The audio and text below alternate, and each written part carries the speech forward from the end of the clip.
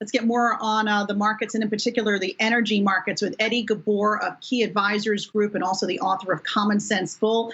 Eddie, good to see you. So given all the action we've seen in this market, all the volatility over the past few weeks, you say you still believe this is going to be a huge year for energy, for industrials, for cyclical stocks. Make the case for why you think so.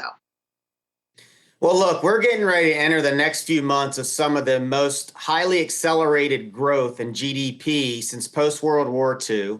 And we have a consumer that has the most pent-up demand that we may have ever seen in the history of this country, on top of the fact that their savings rates are the highest recorded because they've been shut down for a year. So, you got supply tight on the energy side, and you have demand over the next few months on travel that should be huge. So it's really a perfect storm in regards to being tied to anything that is tied to the consumer. And so the outperformance on cyclicals, energy, and industrials in regards to the broader market, we think that's going to continue. Now, ultimately, oil will hit a level and inflation will hit a level that will be a headwind, not a tailwind to the markets. And that's our biggest concern for our clients, is inflation getting too hot, because we think this economy is actually going to get overheated in the summer months, not to mention the stimulus that hasn't even hit yet. So inflation will be a problem. And our best guess is maybe fourth quarter this year, we will probably start to de-risk and exit some of those areas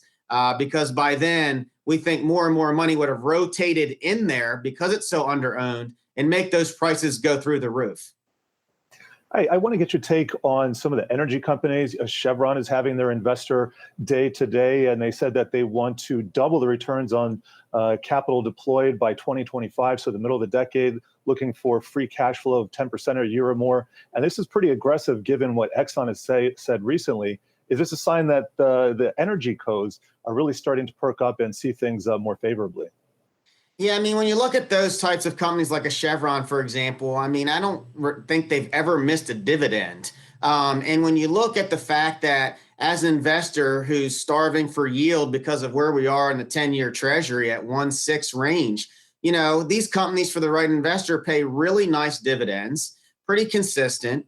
And considering where we are in the economic cycle, some potential for some really nice appreciation. So I would look at that as really more of a safer way to play some of the energy space versus some of the higher risk plays. So those are great long-term companies. Them, and you mentioned Exxon as well too, I would put in that same category because again, I think that they're diversified enough.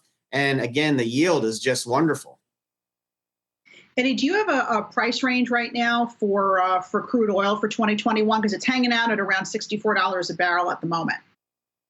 Well, we told our clients that we thought it would hit 70 in December. We thought it would hit 70 by summer. And that looks like a little bit more too conservative of an estimation. At the rate of acceleration we're seeing now, I think you have to expect at least $75 a barrel by summertime, especially if we get the pent up demand into travel that we think we're going to see. I've talked to so many clients. I can't think of one client that has not told me that they have booked a trip for sometime this year based on them getting their second shot. And so I think you're going to see that around the entire globe. So we know that rising oil prices are inflationary. And that certainly, if we see that rise in crude, it's going to hit us at the gas pump. We've got the stimulus package going to be injected into this economy as well. Are you changing your portfolio up at all in anticipation of inflation heating up? We have not changed yet. We want to take advantage of this inflationary environment we're in, because keep this in mind, and this is something that really kind of has us still a little bit stunned, is most people think this is a head fake. I can't tell you how many times I'm reading that, oh, inflation's not a problem. Inflation's not a problem. Inflation is already here. Look at lumber, look at copper, look at corn, look at oil. They've gone up quite a bit. And so until consensus agrees that inflation is here and they start rotating into those inflationary trades, we're going to continue to be very bullish on that. So again, my best guess is we're going to start getting out of the inflationary trade late third quarter, early fourth quarter of this year, because by then it will be a headwind because the consumer is not going to be able to pay these prices if they continue at the same rate.